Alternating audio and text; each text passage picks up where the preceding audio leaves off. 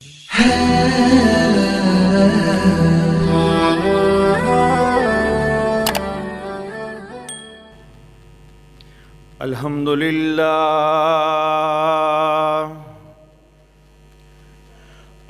لله نحمده ونستعينه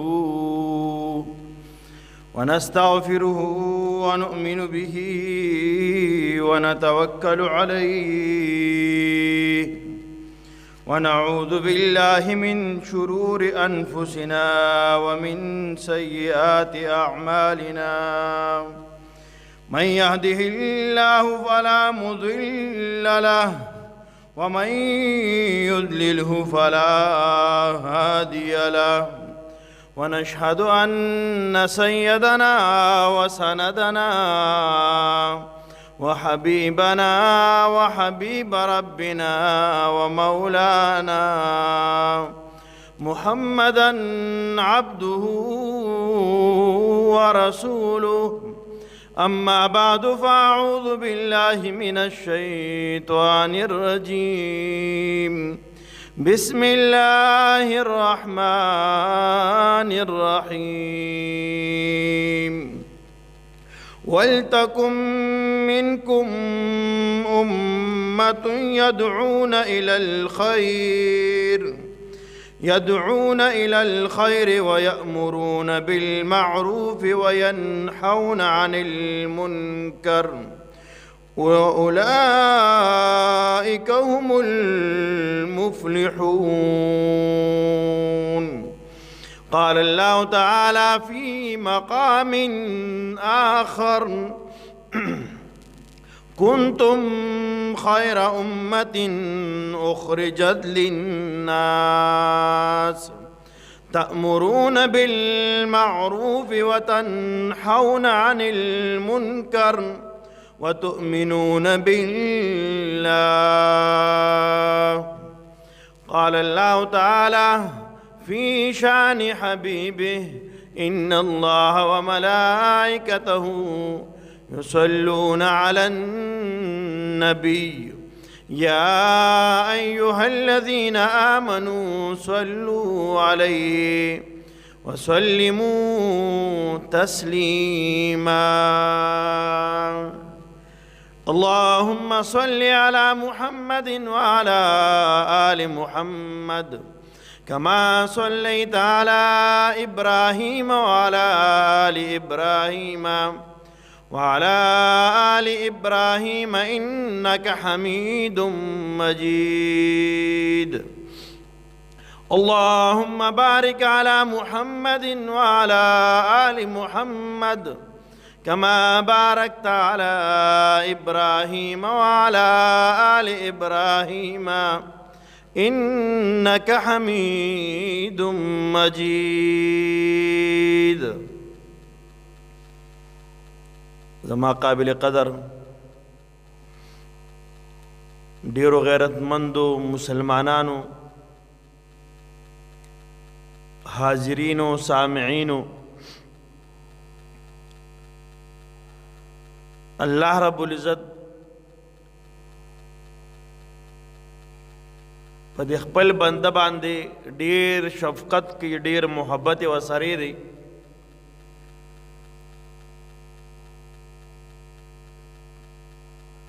د رب زمونږ په عالم ارواح کې چې په کم عالم کې روحونه را یوځای شوي وو، الله رب العزت د آدم علیه السلام د بدن نه د قیامت پورې راتلونکي انسانانو روحونه پیدا کړه. بیا د ټولو ارواحو د روحونو نه دا وعده اخیستې وه چې الستو بربکم، آیا زه ستاسو رب یم که نه یم؟ نو ټولو ارواحو روحونو ورته جواب کې ویلو بلا، ولې نه، ته زمونږ رب یې.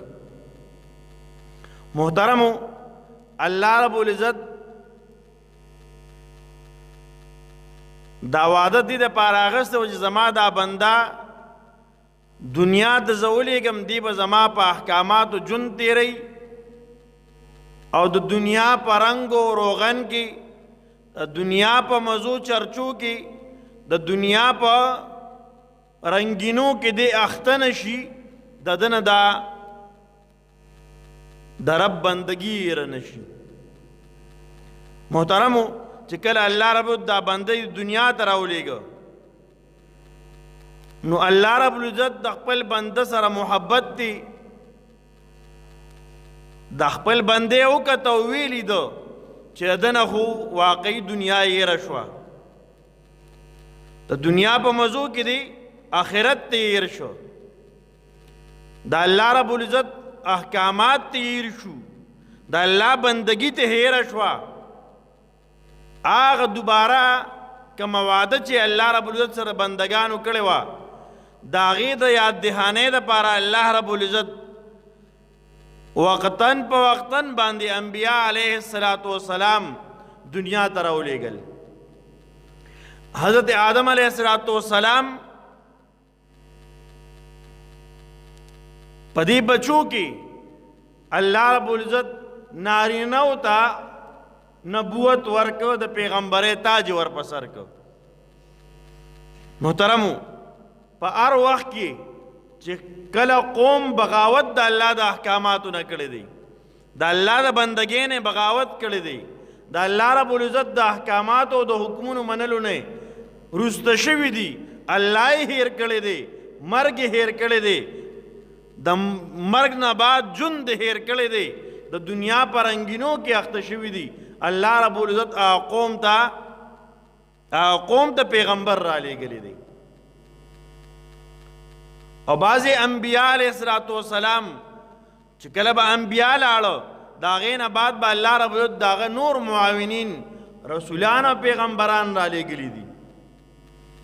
په یو وخت کې بې شمېره انبیا الله رب العزت په مخ د ځمکه باندې مبعوث کړي دي او را لېږلي دي. قوم ته به نیغه لاره ښودله، قوم ته به د الله احکامات ښودل، انسانیت ته به انسانیت ښودو. دا انسانان دي، دوی نه انسانیت ختم شوی دی، د زناورو په شان دی، د زناورو په شان دی ځان له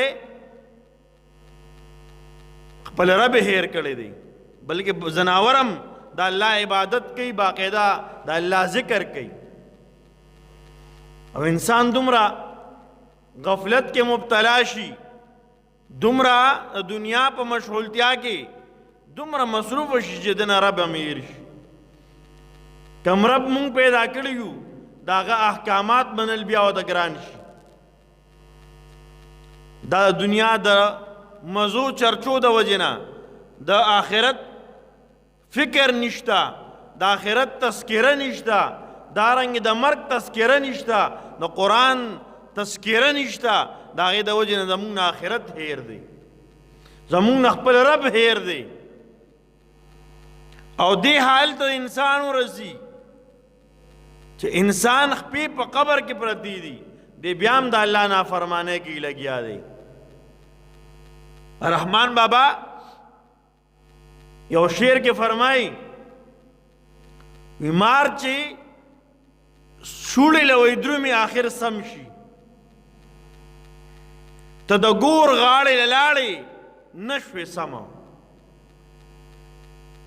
ګیره کې سپینه مو لګي، د نوسو نه د کړوسو خاون شي، دی بیا هم د الله په نافرمانۍ کې لګیا دی، وخت دی. نو محترم عرض مې دا کو چې انبیاء علیه السلام به دنیا ته راتله، د انبیاو کار داو چې قوم به د تیارو نه رایسته رڼا ته به راوسته، قوم به د شرک نه رایسته توحید ته به راوستل، د الله وحدانیت به ورته بیانو. قوم به د بوتانو عبادت کو، قوم د انسانانو عبادت شروع کړی دی، قوم کله د مخلوق عبادت شروع کړی دی. الله رب العزت انبیاء علیه السلام را لېږلي دي او د انبیاء په ذریعه دا خلق خبردار کړي دي تاسو چې چا عبادت کوي دا خلق دا مخلوق ته دا الله پیدا کړی دي، د دوی عبادت مه کوئ، عبادت صرف د یو الله کوئ، لا الہ الا اللہ، عبادت صرف دیو اللہ کوي.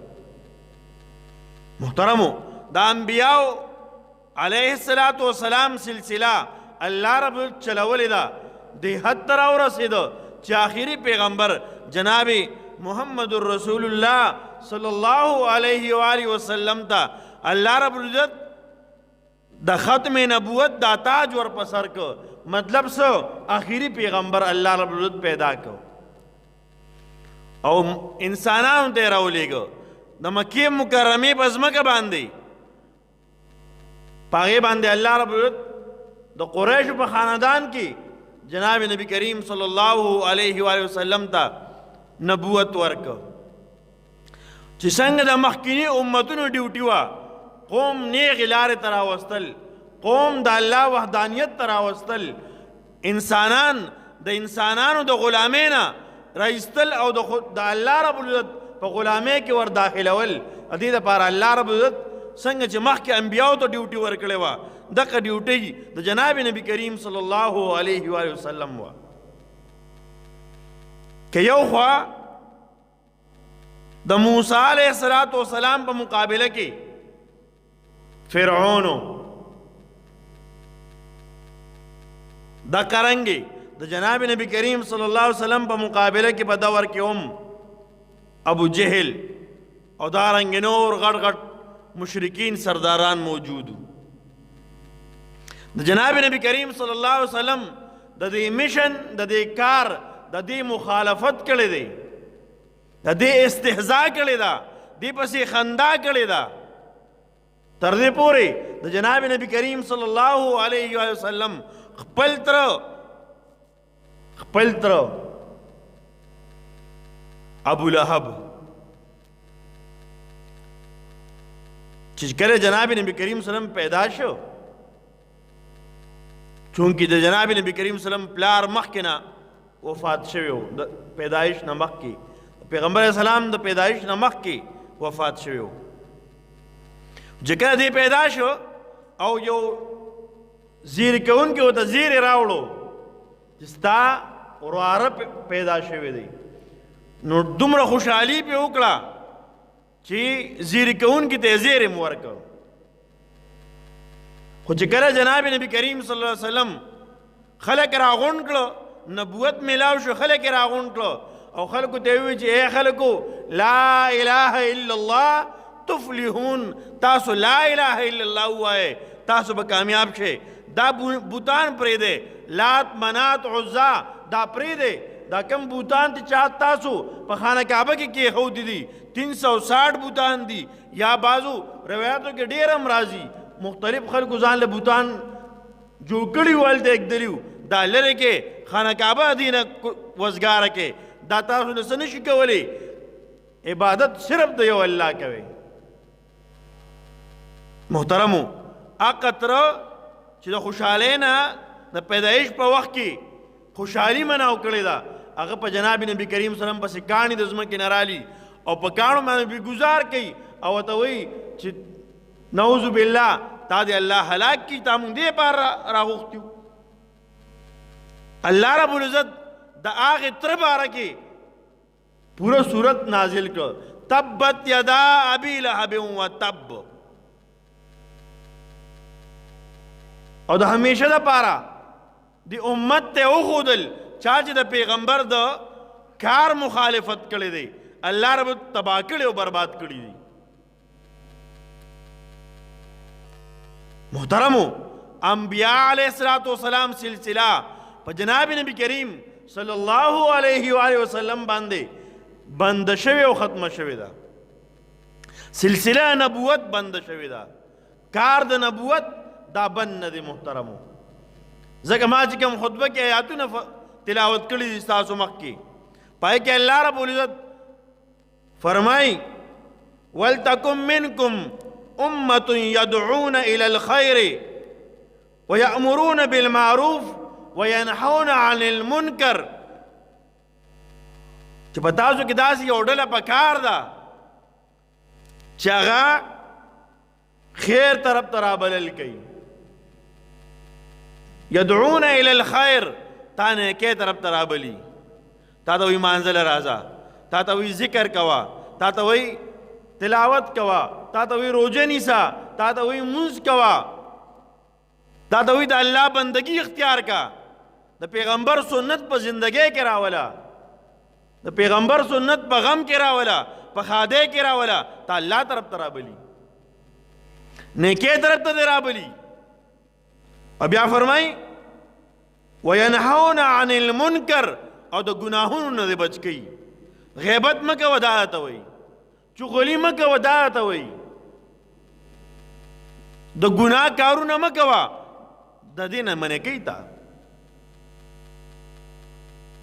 محترمو، الله رب العزت فرمایي زنا، الله فرمایي واولئک هم المفلحون، دا خلق چې دي دا کامیاب دي چې کوم الله ته رابلل کوي، د نیکۍ حکم کوي او د ګناهونو نه منع کوي، دا خلق کامیاب خلق دي. ولې؟ دا د انبیاو کار دی. په مخ د ځمکه بے شکه او بے شبې د ټول نه کامیاب ترین انسانان په مخ د ځمکه هغه انبیا علیه الصلاة والسلام دي، او څوک چې د انبیاو کار کوي نو ورپسې هغه کامیاب خلق دي. محترمو، زما د خبرې مقصد هغه دا دی چې څنګه په هر دور کې د پیغمبر د کار مخالفت شوی دی، د قرنګي په نن دور کې هم د پیغمبر د کار مخالفت کېږي لګیا دی. که ما ته خپل ځان ته وګورو نو څومره تایید کوو، څومره ملګرتیا کوو. که سړی چېرته په میاشت کې 2 میاشتې پس جماعت راشي، تبلیغي جماعت راشي، نو اکثر زمون حال دی چې جماعت مونږ 3 ورځو دپاره پرېږدو، بیا د ګاونډ په جماعت کې مونځ کوو.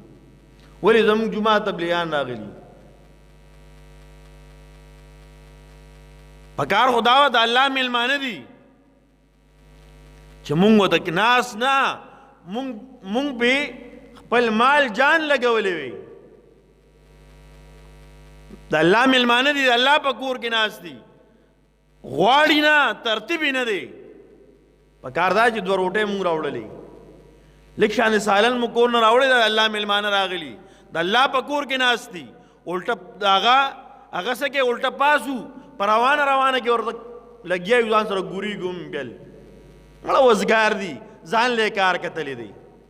په الله قسم دی ناستو خلکو دا چې زما استاد یو کس دی ورته ورځي، د دین اغیار او دشمن غیر مسلم خلک دومره نن تنگ دی او دومره پې لړزان دی چې په یورپ کې پې پابندي نشي لګولی، په سعودي کې پې لومبۍ پابندي لګولې ده. او ته پته ده که مونږ په یورپ کې په دې پابندي لګو اثر به یې دومره نه وي. راشه په اسلامي ملک کې په پابندي ولګوه چې قوم په نظر کې دا پابندي ښکاره شي. نن د دې په ذریعه باندې، د دې کار په ذریعه، د دې محنت په ذریعه چې دروازې ته هر یو دروازې ته ودرېږي. څنګه انبیاو کارو، جناب نبی کریم صلی الله علیه وسلم به یو دروازې ته ودرېده، انبیا به د هر چا خواله تله، دې ته یې نه کتل دا تور دی، دې ته یې نه کتل دا سپین دی، دې ته یې نه کتل دا مالدار او دا غریب دی. محترم دروازې ته ودرېدلی دی او د الله دین ته دعوت ورکړی چې د الله دین ته راشه، لا اله الا الله ووایه.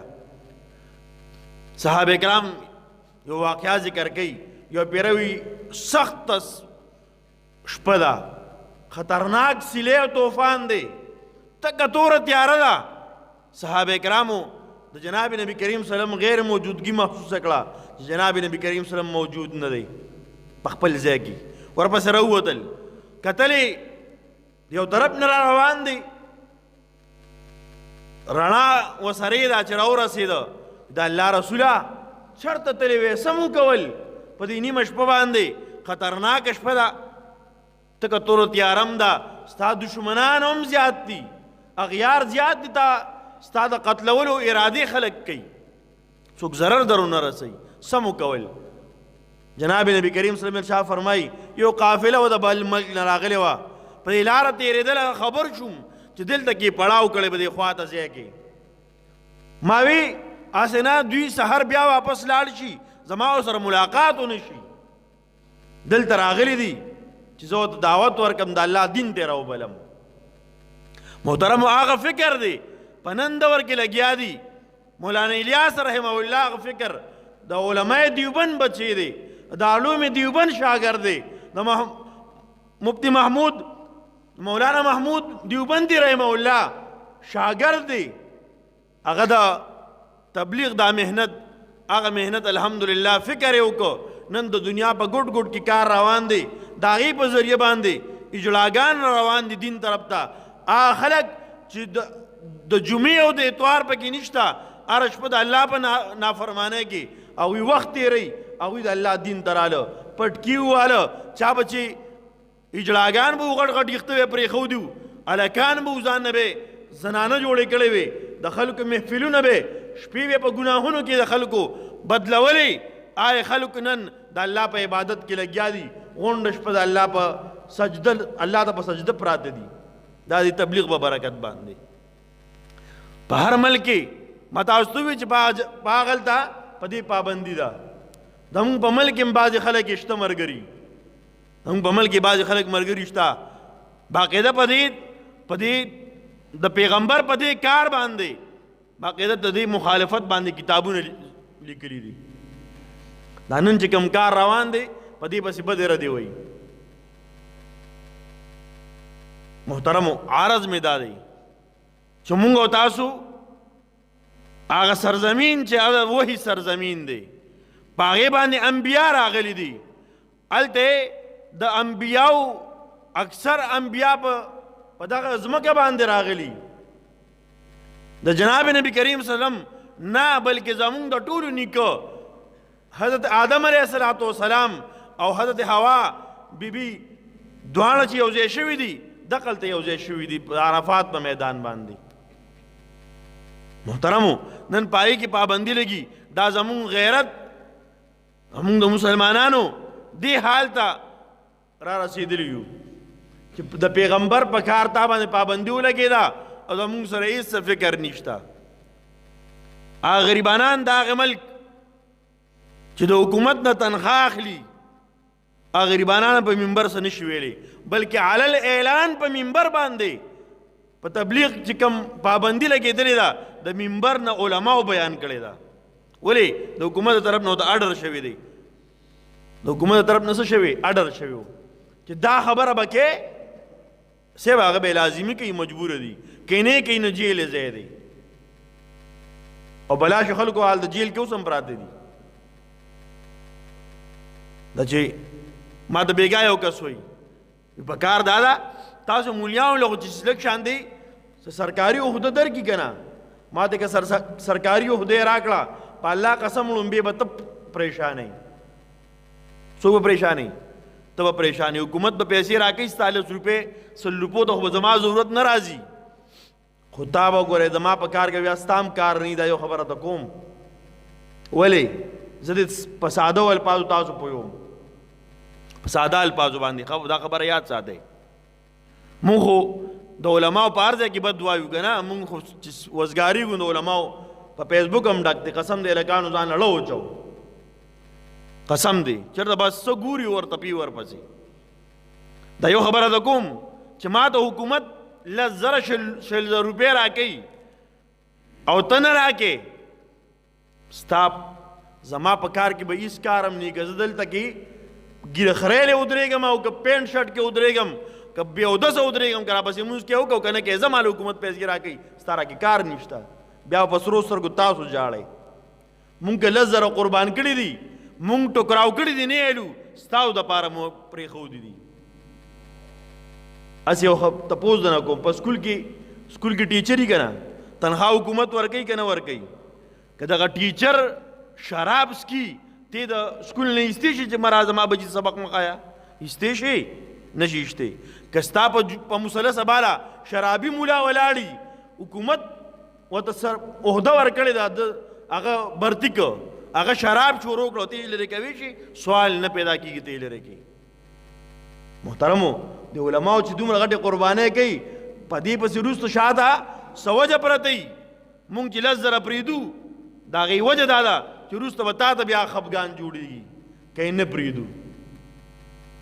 محترمو د علماو په هر میدان کې د دوی نه ځان پوهه کول پکار دي.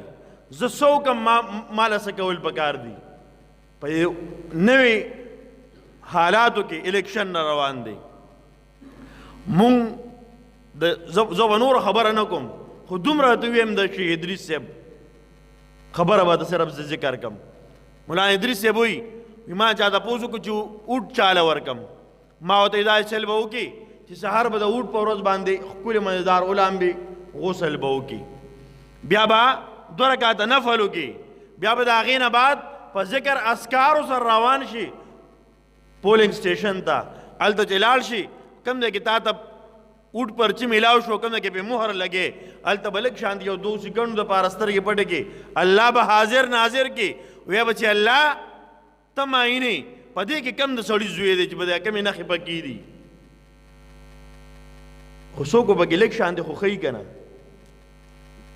کم پکې منځګزار دی، کم پکې دیندار دی، کم پکې امانتدار دی، کم پکې غل دی، کم شرابي دی، کم زناکار دی، کم د الله باغي دی. ورته وګوره چې کم پکې د سړي زوی ښکاره شو هغه ته مهر ووښه او پرچي ور بنده که او راځه دی. زه دا نه یم چاله اوټ ورکه ځکه مونږ مصیبت دا دی په دې منبر کې دا خبره کوو چې پلانکي له اوټ ورکه نو بیا وایي استاد جي خو صفا ووایه که نه. بلو کې یو دا خبره زموږ یو ملګري کړې وه نو مقتدي ورته وایي استاد جي صفا ووایه که چې مولیانو له اوټ ورکې. ما نه زه دا نه وایم، زه دا وایم دینداره خلک وګورئ ځکه دا خلک ستاسو مشران دي. د قیامت علاماتو کې راځي چې کله قیامت علامات دا دي چې نااهلو ته به مشري میلاویږي. خلک به زما مشران کیږي چې کم شرابیان دي علی الاعلان د شراب بوتلې په ګاډي کې میلاویږي خلک به ستا مشراني. بیا خو ځان له دینداره خلک مشران کې چې ستاسو را روان دور ستاسو د مونځ حفاظت کوي، ستا د جومات حفاظت کوي، ستا د خور د لور د عزت د ناموس حفاظت کوي، د پیغمبر د ناموس حفاظت کوي، د پیغمبر د شان صرف په خوله نه عملي لحاظ سره یو خو صرف په خوله باندې وایي چې زه دا کوم زه دا کوم نه عمل یې څه دی. محترمو داسې خلک مشران کول پکار دي. الله رب العزت زموږ ستاسو د ټولو غیرت نصیبه کړي چې مونږ په دین غیرت وکړو. مونږ غیرت کوو په څه باندې؟ د دنیا په کارونو غیرت کوو. مونږ له په دین غیرت پکار دی. او دا یو خبره ده کوم څومره کلم تبلیغي ملګري راشي که مونږ څه له 100 روپۍ وس نه کېږي نو وړی وس مو نه کېږي مه راوړئ غواړي نه لږ ورسره کښېنئ. په الله قسم دا ناسته د ډېر لوی خیر ذریعه ګرځي. الله دې زموږ استاد د ټولو خوشحالۍ نصیبه کړي.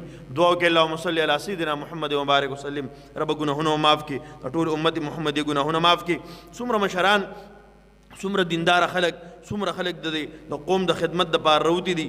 څوک د کمې پارټۍ دي څوک د کمې پارټۍ دي. ربه کم هم دینداره دي، کم هم حیاداره دي، کم هم امانتداره دي، منځګزاره دي، دغه رنګې ایماندار روجې نیونکي دي، مونځ کوونکي دي، د مسلمان د عزت خیال ساتي، د زنانو د عزت خیال پکې شته.